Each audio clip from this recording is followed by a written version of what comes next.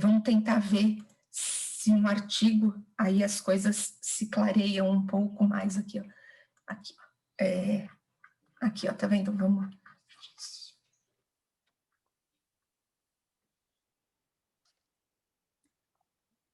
Então, aqui é aquele artigo lá que eles estão avaliando o NCB, que é o Net Clinical Benefit, dessa dose baixa desse medicamento com mais a aspirina, quando comparado à aspirina em pacientes com doença vascular crônica. E daí, então, o que eles fizeram aqui? Então, aqui, ó, tá vendo? Eles pegaram, foi realizado esse estudo e que eles adicionaram essa droga 2 vezes ao dia, junto com a monoterapia, que seria a aspirina, em pacientes com doença vascular crônica. E daí, então, o que eles fizeram? Eles pré-definiram que a resposta deles, a variável resposta deles, seria a composição de vários eventos, que é a morte cardiovascular, que é o infarto agudo do miocárdio, que é esse sangramento fatal ou esse sangramento sintomático em um órgão clínico. E daí, o que eles obtiveram de resposta? Eles obtiveram que esse medicamento adicionado à aspirina, quando comparado só com a aspirina sozinha, ela deu o quê? Ela deu um risco relativo, que é o hazard ratio, de 0,8. E daí, quando eu falo num estudo, se eu só coloco este valor, ou seja, esse valor, ele está falando para mim o quê? Que a minha medida pontual, o que eu obtive com a minha amostra foi de 0,8. Agora, como eu sei que este risco relativo poderia variar de amostra para amostra, então por isso que a gente vai colocar uma estimativa intervalar. E daí por isso que a gente constrói um intervalo de confiança. E geralmente na medicina é os 95%. E isso daí faz o paralelo com a história do alfa, que, ou seja, esses 95% de confiança é o complemento do alfa. Apesar da gente usar em lugares distintos o alfa com esse intervalo de confiança, são 2 conceitos distintos da estatística, mas eles são complementares um ao outro, vamos dizer assim, entre aspas, no sentido do quê? De que aqui também eu estou me permitindo, eu estou dizendo o quê? Que se eu repetisse o meu experimento 100 vezes, ou seja, se eu tivesse pego a minha amostra, todo esse estudo que foi feito, se eu tivesse pego essa minha amostra única, tivesse o quê? Calculei o risco relativo, devolvi todos os indivíduos para a população, retirei uma nova amostra, calculei o risco relativo. Ou seja, se eu pudesse ter feito isso, eu ia obter o quê? Que em 95% das vezes, este risco aqui, ele estaria entre 0,7 a 0,91, que é o que a gente chama lá de estimativa intervalar, que é o intervalo de confiança, que é aquilo que eles dizem nas pesquisas que eu tenho, na minha pesquisa eu tive o quê? Que a intenção de votos foi de, sei lá, 5%, e daí eu, com 2 pontos percentuais a mais ou a menos, e daí a gente consegue fazer o quê? Eu consigo, com base nesses pontos percentuais, eu consigo estimar o intervalo de confiança. Daí aqui, ó. Então, aqui ele vai citando aqui os vários riscos aí para os vários eventos que ele estudou. E daí aqui ele vai ter aqui, aí agora só queria mostrar aqui apesar que ele usa alguns outros testes que são mais sofisticados do que esses que a gente vê geralmente, do que esses que eu estava dizendo para vocês. Então, aqui está vendo a análise estatística. As características basais foram apresentadas como sendo a média mais ou menos o desvio padrão para as variáveis contínuas e frequências para aquelas categóricas. Isso daqui é aquela frase que eu falei para vocês que faltou lá no outro artigo, de dizer o quê? Como que eu estou representando os meus resultados. Eu pulei aqui essa parte, não sei se todo mundo sabe aqui, que é o que quando a gente faz um ensaio clínico, então a gente sempre trabalha com a intenção de tratar a população, todos os resultados, todas as análises foram conduzidas na minha população de estudo em uma análise de intenção de tratar. Isso significa dizer o quê? Que é aqueles casos em que o indivíduo começa o acompanhamento e, de repente, ou ele sai do acompanhamento, ou eu perco o contato com ele. E o que a estatística vai fazer? O que os testes vão fazer? Eles vão levar em consideração esse sujeito, ou seja, eles não são retirados da análise porque eu perdi esse acompanhamento ou porque teve algum erro, em vez dele tomar o remédio A, ele tomou o remédio B. A gente deixa esse indivíduo no grupo aonde ele foi alocado inicialmente. Então, essa que é a população intenção de tratar, que é diferente do que às vezes pode aparecer nos artigos, que é a população PP, população por protocolo. Essa por protocolo, aí sim, eles só vão incluir na análise todos os pacientes que seguiram à risca todo o tratamento, que não tiveram nenhum desvio com relação àquilo que foi proposto. Então, essa é a população, a intenção de tratar. E daí aqui ele está dizendo que as características basais foram comparadas por um teste não paramétrico de Wilcoxon, que é aquele teste que usa os postos, que a gente conversou bastante na aula passada, isso para as variáveis contínuas, e nas categóricas foi utilizado o teste do Q-quadrado. O teste do Q-quadrado é quando eu quero comparar duas proporções.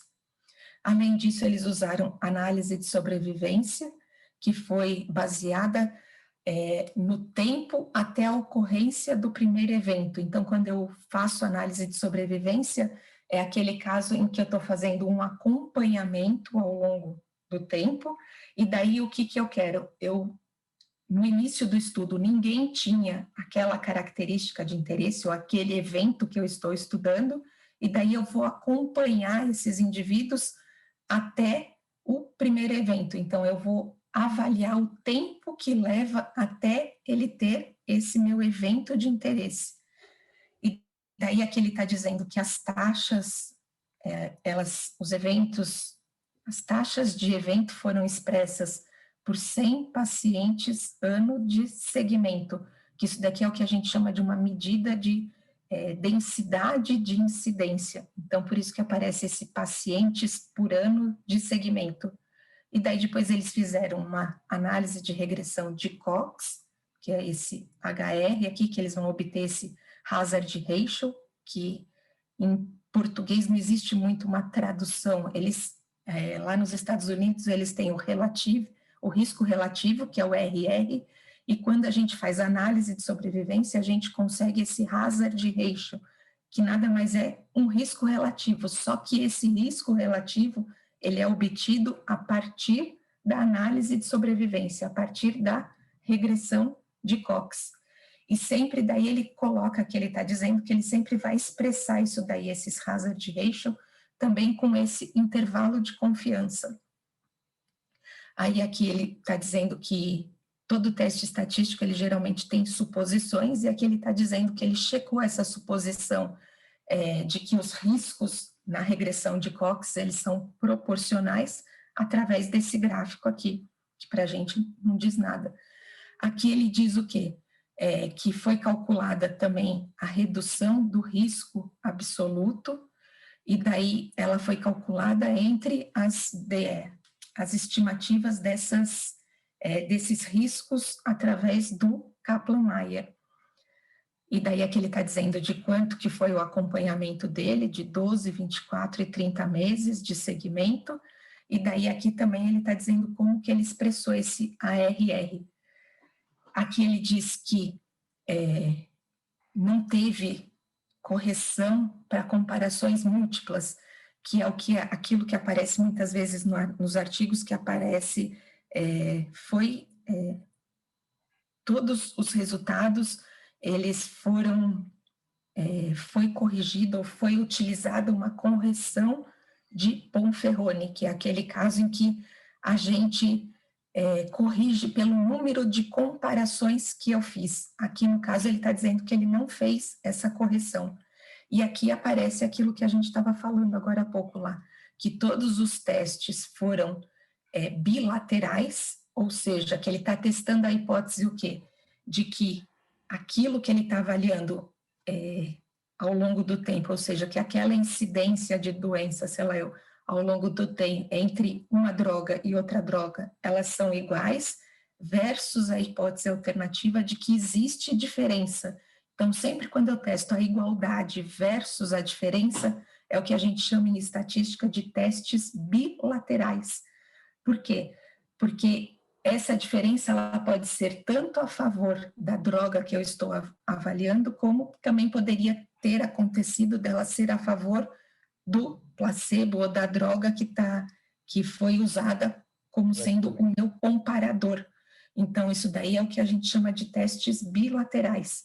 E daí é que ele diz, ó, com um valor de P menor do que 0,05 considerado para ser significante. Então, sempre na metodologia estatística tem que aparecer em algum lugar qual que foi o nível de significância que ele adotou. Aqui, no caso, ele está dizendo o quê? Que quando ele calculou o valor de P nos testes estatísticos, ele considerou como sendo significante aqueles que apresentaram o valor do que valores menores do que 0,05. Ou seja, implicitamente ele está contando para a gente, ó, eu adotei um alfa de 5% e, portanto, aqueles resultados que tiverem valor de P menor do que 5% serão considerados significantes. Isso aí está bem tranquilo. Isso é fácil? Porque está tranquilo, porque eu acho que a maioria dos trabalhos médicos é 0,05. Sim. Então, a gente vai olhar, mais um. Se aparecer algum diferente, a gente vai dizer, isso aqui está complicado, é alguma coisa diferente do que é o normal, né? Mas, em princípio, se tudo a maioria é 0,05. A minha pergunta, professor, é assim, que a gente já tinha falado que é uma coisa muito difícil de ver e tudo, que é o cálculo da amostra. Que quando a gente vai apresentar um trabalho, todo mundo acha bonito, mas aí alguém na plateia pergunta, como é que vocês calcularam a amostra? Aí quebra as pernas, aí não tem, dá vontade de sair correndo e dizer assim, chama a minha estatística lá que eu quero que ela fale no meu lugar, eu não sei dizer. A senhora já falou que é o desvio padrão vezes a raiz quadrada do N, é isso? Não, esse é o erro padrão, que é o desvio padrão dividido pela raiz quadrada do N. Quando eu vou calcular Erro padrão. Isso, erro padrão, que é diferente do desvio padrão. Mas isso é usado para cálculo de amostra. Quando eu vou estimar um parâmetro, a gente usa esse erro padrão, que ele é utilizado no cálculo do erro amostral. Isso é quando eu quero estimar um parâmetro, que eu quero estimar uma média, que eu quero estimar uma proporção. Professora, quando eu faço comparações, pode falar. É que eu não quero que a senhora tente me ensinar isso aí, porque eu sei que é praticamente impossível fazer isso numa aula. Eu quero ter uma noção assim, pelo que eu entendi, é o seguinte, eu tenho que saber mais ou menos qual é a diferença de probabilidade, a variação de um para outro, para poder saber, assim, qual é o N que eu preciso para que essa pequena variação ou grande variação de um evento para outro, é isso, né? Ou de um resultado para outro, possa estar incluído com segurança dentro desse estudo, né? Como é que eu sei, se eu ainda não fiz o estudo, como é que eu sei a possibilidade de diferença de um resultado para outro? Por exemplo, eu vou estudar lá, se eu fizer operar varizes com agulha de crochê, vai sangrar mais do que se eu fizer com laser. Aí eu pego, não sei se isso é bom. Se ninguém nunca fez isso, como é que eu vou saber a possibilidade de dar a variabilidade que pode dar? Então, daí nestes casos, então por isso que quando a gente calcula tamanho de amostra, geralmente aparece ou a gente usa estudos prévios que já tem, mesmo que eles não sejam exatamente iguais àquele que você está estudando, mas a gente precisa obter alguma medida de variabilidade. Ah, Então, mas a gente, aí eu pego, aquilo que desculpa. já está na literatura. Quando eu não sei nada, nunca ninguém fez, então a gente precisa inicialmente de um estudo piloto, ou seja, para a gente poder calcular essa variabilidade. Então, significa dizer o quê? Bom, eu vou operar 10 sujeitos com agulha de crochê e 10 com a laser. E Hum, daí eu vou conseguir, com base nessa amostra pequena, eu vou conseguir ter ideia de quanto que varia esse sangramento desse meu entendi. grupo que foi operado com crochê e aquele que foi operado com o bisturi. E daí, com base nisso daí, a gente faz o quê? Bom, se essa diferença que eu observei nesse pequeno grupo, se ela se mantiver, isso quer dizer o quê? Que para eu poder dizer que essa diferença vai ser significativa, eu preciso de tantos indivíduos. Por quê? Porque muitas vezes, quando eu faço esse pequeno grupo, essas diferenças que eu vou observar, elas não vão ser significantes. E daí Uhum, o que a gente calcula? Eu quero o quê? Eu quero que essa diferença que eu observei, ela se torne estatisticamente significante. Então, certo, para isso que eu vou calcular o tamanho da amostra. certo. Então, tem essas duas situações. Agora, tamanho de amostra eu posso usar para duas coisas distintas, é a mesma coisa. Ou para eu estimar um parâmetro, que seria lá a história do intervalo de confiança, ou eu posso fazer cálculo de tamanho de amostra para comparações entre tratamentos, para comparação entre parâmetros, que Uhum. é a história do teste de hipótese. Esses cálculos, eles são distintos, quando é uma coisa e quando é outra.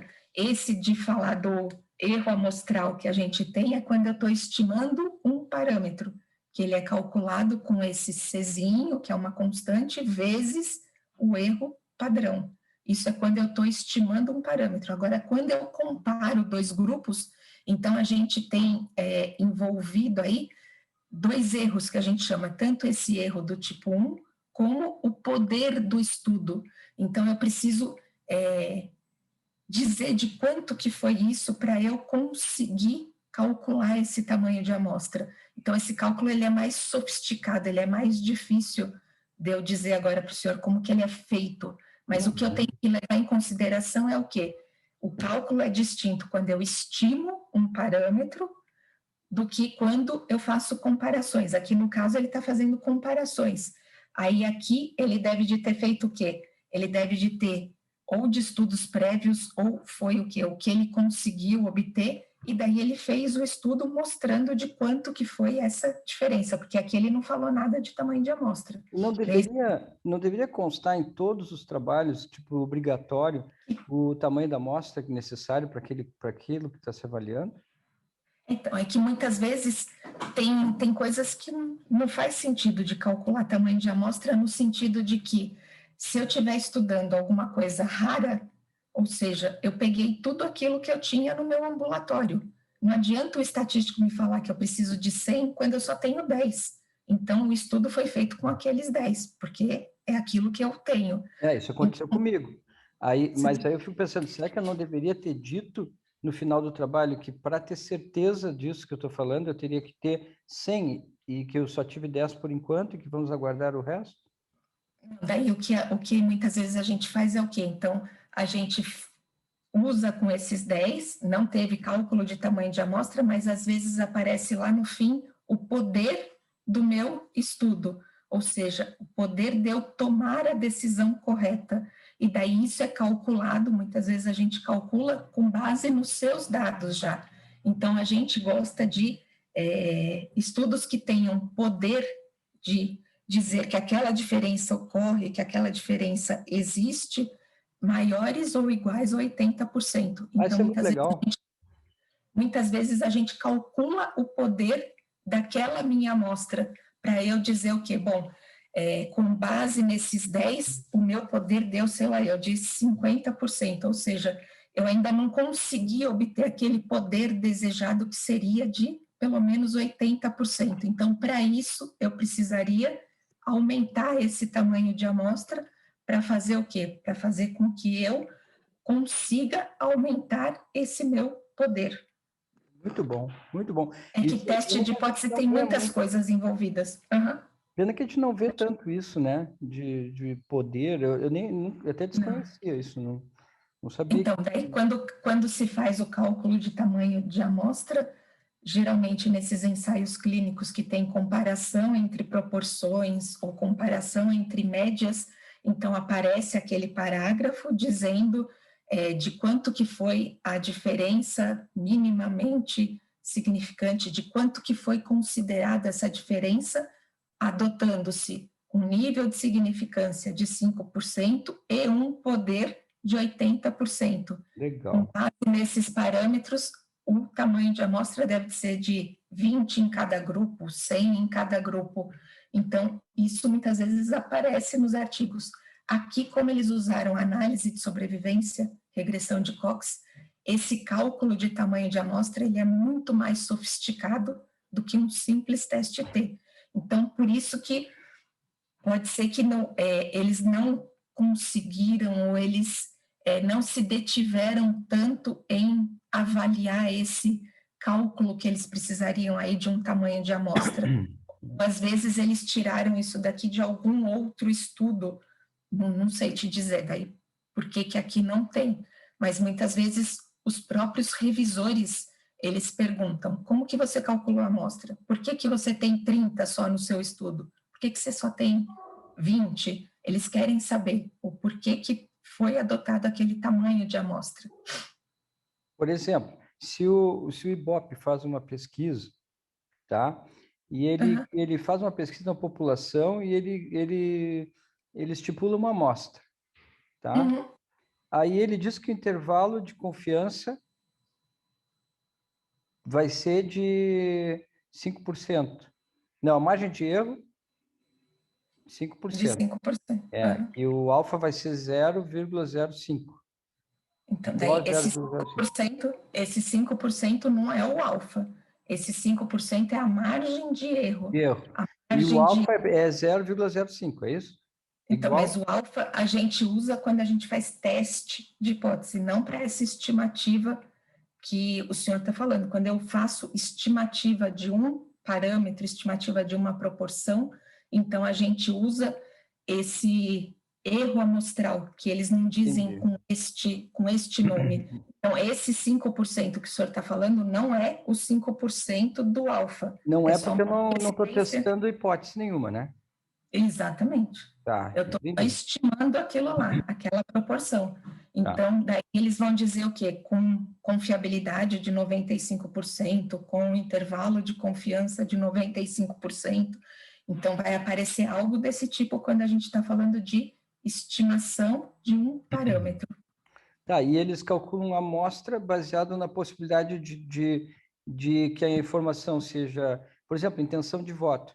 É sim ou Uhum. não. Não tem uma grande variabilidade, né? Tem uma grande variabilidade, sim. Porque, É 100%, né? Sim ou não.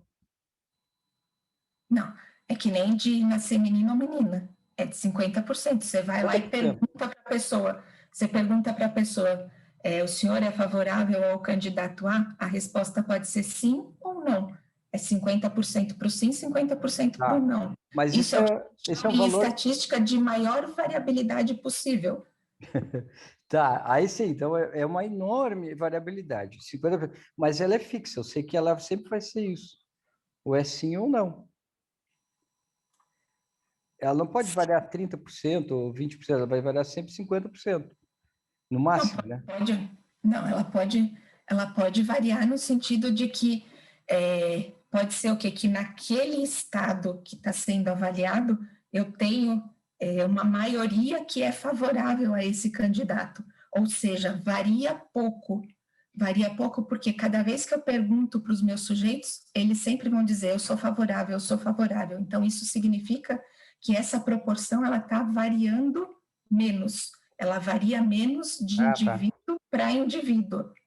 Então, não é que não existe variabilidade, não existiria se todo mundo tivesse a mesma opinião. Agora, nem todo mundo tem a mesma Tá, opinião. mas eu consigo saber qual é a variabilidade máxima. Que é 50%. Desde que quando é sim e não, é de 50%. Tá. Agora, se for no caso aqui, que nem esse, que tem 3 categorias, aí já muda, já Complica. fica diferente. Tá, e aí, então, se eu sei a variabilidade máxima, eu consigo calcular a amostra da população que eu preciso para fazer aquele resultado, né? Sim. Uhum. Então, eles, nesses resultados de BOP, por exemplo, eles deveriam dizer, olha, foi o poder dessa pesquisa é tanto. Não, o poder é quando eu faço comparação de hipóteses, quando eu estou fazendo teste de hipótese. Aí aparece o poder e aparece o alfa. Agora, quando eu estou estimando um parâmetro, aparece a confiabilidade, o quanto que eu confio naquela estimativa, que geralmente a gente usa de 95%. Entendi. Daí o poder e o alfa só vai ser usado quando eu estou comparando resultados, né? Isso, quando eu estou usando o teste de hipótese. Uhum, tá bom, não vou mais, mas eu entendi. Obrigado. Deu para perceber a diferença. Uhum. Quando eu tenho essa máxima variabilidade de 50%, o N, quando a gente calcula o N, esse N dá de 384, ou seja, se eu não sei nada a respeito daquela população, a respeito daquele parâmetro que eu estou estimando, dizendo que seja doença e não doença, então a gente adota como sendo essa proporção de 50%, ou seja, pode ser qualquer coisa. E daí o que acontece? Quando eu faço esse cálculo do tamanho de amostra, ele me dá que eu preciso de 384 indivíduos para eu conseguir ter uma estimativa aí com Que legal. 95% de confiança. Então, ou seja, vai variando esse N para quando eu estou estimando um parâmetro, quando eu estou estimando uma proporção, ele varia de acordo com essa minha proporção que eu tomo como sendo de base. Então, se eu pego 50%, dá os 384. Agora, se eu falo que é 40%, vai dar outro valor, e aí assim por diante. Então, muitas vezes, quando o estatístico calcula o tamanho de amostra, a gente dá várias possibilidades para o pesquisador, no caso da estimativa de um parâmetro. Então, e daí o pesquisador vai ver o quanto que ele acha ou quanto de erro que ele permite ter quando ele está fazendo aquele cálculo. Professora, eu prometo que é a última pergunta. Quer dizer que se eu quiser fazer assim, ó, uma pesquisa de intenção de voto, basta 384 pessoas? Depende, que daí aí entra mais coisas do que só isso, porque daí eles têm, quando eu vou fazer essas pesquisas de intenção de voto, nesse caso dos 384, é quando a gente supõe que a população é infinita, e no caso das intenções de voto, a gente tem os tamanhos das populações, baseado no censo que a gente já tinha. Então, existem algumas correções nessas estimativas. Nem tudo é tão simples assim, né? Sempre tem alguma coisinha a mais. Isso daí é o cálculo que eu estou mostrando para vocês, é da situação aqui mais simples que a gente teria. Agora, no cálculo do Ibope, muitas vezes eles fazem o quê?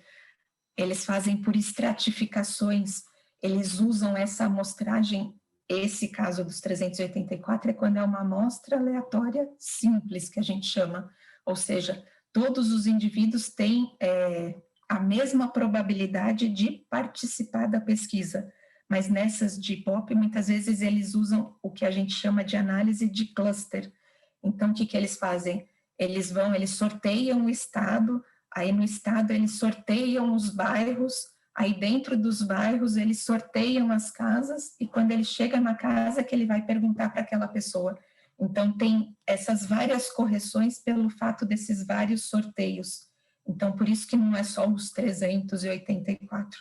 Tem aí algumas correções no sentido do tipo de amostragem que foi feito, de como que ele selecionou aquela amostra que participou do estudo dele. Claro. E isso fica documentado, é que geralmente ninguém fala dessas coisas todas. Porque pode ter uma regionalidade, de repente, num lugar Sim. todo mundo tem uma intenção, e no outro lugar todo mundo tem uma outra intenção. E por isso que tem que então, selecionar. Por isso que daí por isso que se faz esses sorteios dos estados, aí se faz o sorteio dos bairros, E no Ibope eles trabalham com o que a gente chama de setor censitário. Então, existe já previamente, já foi catalogado lá, mesmo pelo SEAD, tudo, falando aqui de São Paulo. Então, eles têm os setores censitários, eles tiram amostras desses setores censitários. Eles vão sorteando esses setores censitários de São Paulo, e daí eles sabem quanto que é aquela estimativa de população, o quanto que eles vão tirar daquele setor. Então, cada vez vai complicando um pouco mais o cálculo. Aqui a gente está falando das coisas mais simples. Esses que eu estou falando para vocês são os mais triviais. Entendi, entendi. Muito obrigado. Nada, imagina. Então, aqui, ó, só para a gente poder fechar aí, eu consigo ficar aí mais uns 10 minutinhos. Aqui eu queria só mostrar aqui essa tabela inicial, ó, tá vendo o tamanho de amostra dele, ó, tá vendo? Ele partiu aqui, o N dele foi de, aqui ele tá os indivíduos que não tiveram esse evento, aqui esse NSB, e aqui é os que tiveram esse evento, ou seja, a amostra dele aqui é de praticamente mais do que 18 mil indivíduos. E daí aqui ele está dizendo o quê? Que ele fez o quê? Inicialmente ele mostrou se os dois grupos são ou não comparáveis. O que significa isso? Se esses grupos são homogêneos, ou seja, se eles são parecidos entre si. E aqui ele está dizendo o quê? Então aqui ele está falando, ó, que nem lá ele falou lá na metodologia. Isso daqui ele está contando que é a média mais ou menos o desvio padrão. Então, aqui, para esse grupo que não teve o evento, foi de 68,2, e para esse grupo que teve o evento, de 69,3. E daí, comparando essas duas médias, ele está achando o quê? Que isso daqui foi extremamente significante. Ou seja, que esse valor de P ele é muito, muito menor do que o 0,05. Aí vem a pergunta aqui, ó, mas se a gente for olhar aqui, essa diferença aqui entre esses dois grupos é de aproximadamente aí 1 ano que eu tenho de diferença. Os indivíduos que tiveram um evento é 1 ano mais velho do que aqueles que não tiveram um evento. E daí entra a história da significância clínica, da significância estatística com a relevância clínica do achado. Aí vem aquele julgamento do pesquisador. Será que esse 1 ano de diferença entre esses dois grupos, ele realmente é tão importante assim? Ele é tão significativo assim do ponto de vista clínico?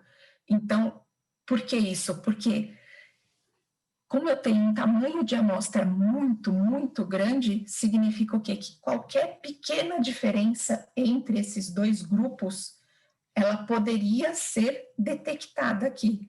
Então, isso daqui quer dizer, é aquela velha história de que o estatístico pode fazer virar significante aquilo que ele quiser. Por conta do quê? Se eu quero que uma diferença se torne significante, eu aumento esse tamanho de amostra.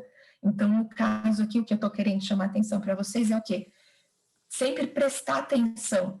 Quando lê o artigo que aparece aquele valor, bom, ele foi significante, esse remédio é melhor, tá bom, mas de quanto que foi essa diferença entre esses dois grupos? Porque às vezes pode ser que essa diferença entre os dois grupos, ela é tão pequena que pode ser que ela não seja relevante do ponto de vista clínico. Ela é significativamente, ela é do ponto de vista estatístico significante. Entretanto, pode ser que ela não seja relevante do ponto de vista clínico. Isso é só uma chamada de atenção aí para sempre a gente ficar esperto para tentar entender o quanto que foi considerado como sendo significante aquela diferença, qual que é o valor que eles obtiveram de diferença na proporção de cura com relação a essas duas drogas que estão sendo avaliadas. Aqui no caso, não. Aqui no caso, a gente está falando só de características basais. Não tem nada a ver aí com isso daí. Aqui está vendo, então, aqui é o que ele comparou isso através do teste. Lá ele disse que foi o teste de Wilcoxon. Pode falar, por favor. Pode ser verdadeiro. O inverso pode ser, por Sim, exemplo, a gente fez um trabalho extremamente verdadeira. comparando laser nos pés versus flebectomia nos pés. O que a gente queria ver é parestesia, complicação de tipo formigamento Uhum, ou dorzinha que dá depois do laser, tá? Com a flebectomia deu uhum. 6%. O laser deu 12%. E não houve diferença estatística. Então, eu disse, pô, mas Exato. foi o É uma dobro, diferença de 6%. foi o dobro, né? A quem olha assim, pô, mas eles tiveram o dobro de parestesia. Só que aí tu vai olhar no cálculo estatístico, deu que não houve diferença.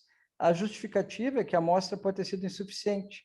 A gente fez um cálculo da Exatamente. amostra e a gente teve 140 pés ou 190 pés e precisaria 230 para poder afirmar isso. Quer dizer, não foi tanta não foi tanto assim, mas é interessante isso, porque tu olha o dobro e não tem diferença estatística. E daí, então, daí por isso que tem que prestar atenção, porque às vezes pode ser o quê? Que essa não existência de significância estatística pode me falar o quê? Bom, eu vou olhar quanto que foi essa diferença, e do ponto de vista clínico, essa diferença de 6% entre os dois grupos, ela é importante. Então, daí eu posso usar o argumento, eu posso pegar e chamar a atenção do leitor lá no artigo de dizer, ó, com esses 120 pacientes, 130 que foi avaliado, eu não obtive significância estatística. Porém, chama a atenção de que um grupo foi o dobro do que o outro de, de parestesia. Então, isso significa o quê? Que a gente poderia aumentar o tamanho de amostra ou estudos futuros para a gente conseguir verificar se realmente essa diferença não existe. Então, é isso que sempre tem que jogar, é a significância estatística com a relevância clínica do achado. Então, tipo, nesse estudo, podia ser o quê? Que daí o senhor ia falar, putz, isso é uma porcaria, não deu significância estatística, vou jogar tudo fora. Não, presta atenção para ver o que foi, por que não deu. Então, daí ela tem uma diferença grande entre os dois grupos, que provavelmente deve ser importante.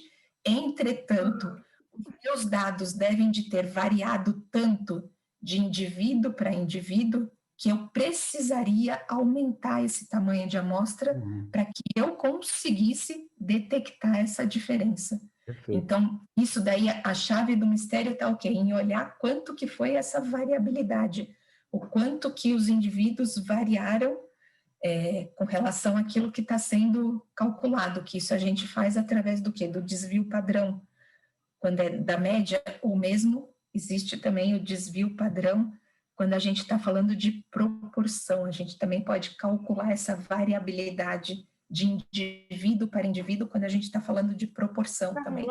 Adriana, talvez se ele tivesse com o N correto, porque o N é a pergunta de $1 milhão, né? Ninguém fica perguntando qual que é o N, mas se ele tivesse com o N estimado, como ele falou, que seria quase o dobro de paciente, talvez ele tivesse uma conclusão estatística melhor, né? Exatamente.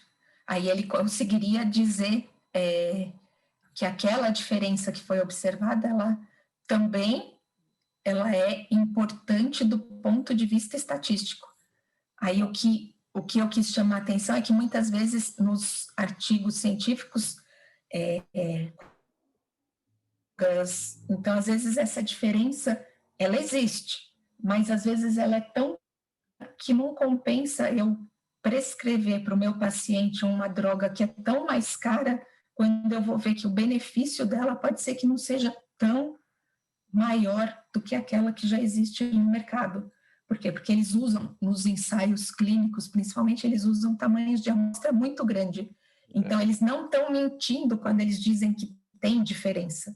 Entretanto, eu, como pesquisador, tenho que ir lá e olhar de quanto que foi aquela diferença estimada, para eu também poder julgar se aquela diferença ela é ou não importante do ponto de vista clínico.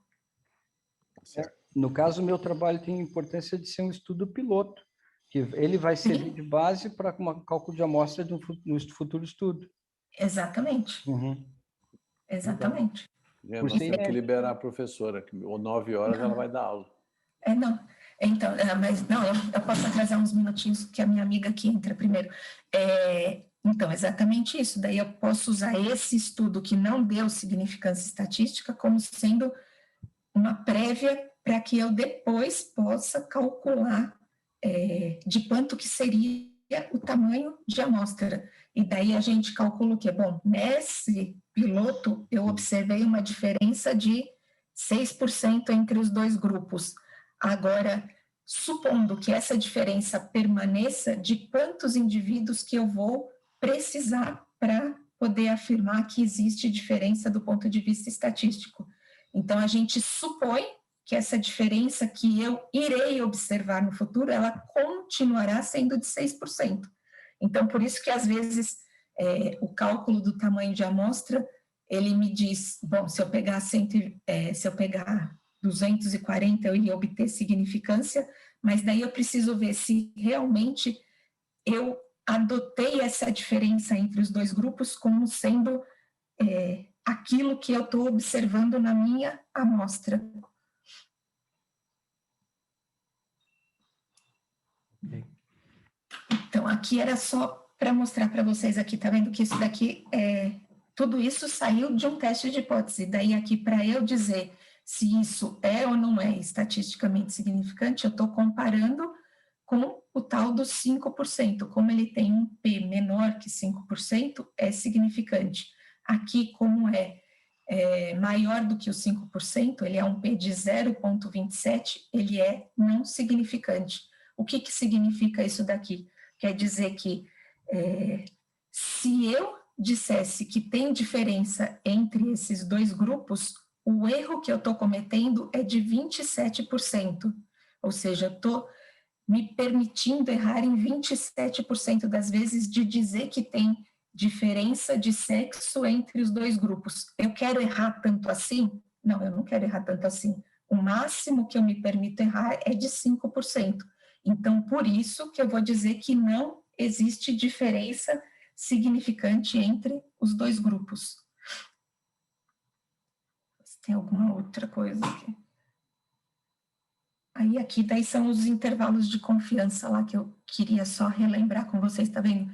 Este intervalo de confiança aqui, ele está falando do quê? Ele está falando do hazard ratio, ou seja, ele está falando de uma razão. Toda vez que aparece esse ratio aí, é uma razão. E daí aqui, só olhando o intervalo de confiança, tá vendo? Ele nem está colocando o valor de P aqui. Ah, ele colocou, desculpa. Ele pôs o valor de P, mas muitas vezes, só de olhar o intervalo de confiança, eu já sei se ele... se essa diferença ela é significativa ou se essa razão de riscos ela é significativa ou não. Por quê? Porque no intervalo de confiança, como é razão, eu tenho que ver o quê? Se o valor 1 está ou não contido no intervalo de confiança. Se ele não estiver contido, significa o quê? Significa que essa redução aqui de risco, ou seja, esses 80% aqui, ele é estatisticamente significante ao nível dos 5%. Por quê? Porque isso daqui é um intervalo de 95%. Agora, neste daqui, ó, tá vendo? O valor 1 é um possível valor para este hazard ratio. Isso quer dizer o quê? Que se eu tivesse repetido o meu experimento 100 vezes, em uma dessas vezes eu podia ter obtido exatamente o mesmo risco entre os dois grupos. E por isso que daí a gente tem um resultado não significante. Já aqui, ó, tá vendo? Aqui é a redução de risco. A redução significa o quê? Ele fez a diferença entre dois riscos. E quando a gente faz a diferença, para eu saber se isso daí é ou não significante, eu preciso ter o quê? Eu preciso olhar se o valor 0 está ou não contido no intervalo de confiança. Porque se eu tivesse o 0, significa o quê? Que esses dois riscos, eles seriam iguais. Ou seja, quando eu fizesse um menos o outro, essa diferença daria 0. Então, por isso que eu tenho que olhar se o valor 0 está ou não contido no meu intervalo de confiança, que é diferente daqui. Certo? Alguém quer perguntar alguma coisa a mais? Estamos satisfeitos. Se tiver o zero. Se tiver o zero, significa que não é significante, que nem nesse caso aqui, ó. E a gente já sabia que era não significante, porque também no hazard ratio também tinha dado não significante, ó. Os dois aqui. Isso daqui, eles são medidas complementares, não, mas elas são baseadas no mesmo parâmetro. Eu estou fazendo um dividido pelo outro, e aqui eu estou fazendo um menos o outro. Então, é lógico que os dois têm que me levar para a mesma conclusão. Se tem diferença, vai ter tanto quando eu fizer a razão, quando eu fizer a diferença. É que aqui ele calculou essa diferença para ele poder calcular esse NNT, que é o número necessário para tratar, que é 1 sobre a redução absoluta do risco. Então, para ele conseguir calcular esse número, por isso que ele mostrou isso, porque aqui as duas informações são praticamente a mesma coisa. Certo? Agora sim eu vou conseguir mandar para vocês alguns artigos que eu separei, artigos pequenininhos. Não sei se vocês conhecem, chama Itens Essenciais em Bioestatística, que ele é até meio que antigo, mas que daí ele fala praticamente de vários pontos aqui que a gente abordou aqui nessas aulas. Bem explicativo, né? É isso, aí em português também. E eu vou mandar um outro para o Dr. Albert Naslar, que é de tamanho de amostra também, discutindo aí como que se faz e o porquê que é difícil a gente responder essa pergunta. Daí eu também posso mandar esses daí de tamanho de amostra, de erro padrão e desvio padrão, eles são tudo de 1,5 folha, 2 folhinhas, que é também em português, que é de uma amiga minha, tudo que escreveu, ela escreveu naquela revista do Einstein, tudo, e daí eu posso mandar para vocês. Se vocês quiserem, eu posso mandar para vocês darem uma olhada. Pode mandar no meu e-mail que eu esparramo. Tá, e daí se vocês tiverem qualquer dúvida, tudo, o Dr. Marcondes tem meu telefone, tem meu e-mail, eu estou à disposição, o que vocês precisarem, pode contar comigo. Agora o Dr. Albernaz também tem seu telefone, é o perigo aí, para ele ficar perguntando todo dia. Prepara. Pode escrever, não tem problema. Aí agora eu não sei se vocês querem mais uma aula para a gente ver algum outro artigo, ou se vocês querem dar um tempo, chacoalhar um pouco.